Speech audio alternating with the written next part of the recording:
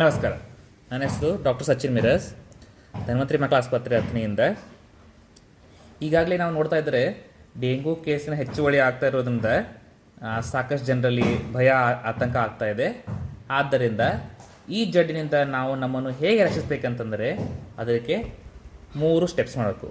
ಒಂದನೇದು, ನಮ್ಮ ಮನೆಯಲ್ಲಿ ಹಾಗೂ ನಮ್ಮ ಮನೆ ಸುತ್ತಿನಲ್ಲಿ ಎಲ್ಲಾದರೂ ನೀರು ವಾಸಿನಲ್ಲಿ, ಕೂಲರ್ನಲ್ಲಿ, ಹಳೆ ಟಯರ್ನಲ್ಲಿ ಅಥವಾ ಯಾವುದಾದ್ರು ಬೇಸಿನಲ್ಲಿ ನೀರು ನಿಂತಿದ್ರೆ ಅದನ್ನು ಕ್ಲೀನ್ ಮಾಡಿ.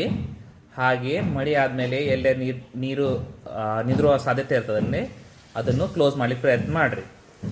ಎರಡನೇ ವಿಷಯ ಅಂದರೆ, ನೀವು ನಿಮ್ಮನ್ನು ಪ್ರೊಟೆಕ್ಟ್ ಮಾಡಲಿಕ್ಕೆ full sleeves shirt, full sleeves pant ಈ ಥರ ಹಾಕೊಳ್ಳೋಂಥ ಪ್ರಯತ್ನ ಮಾಡಿರಿ.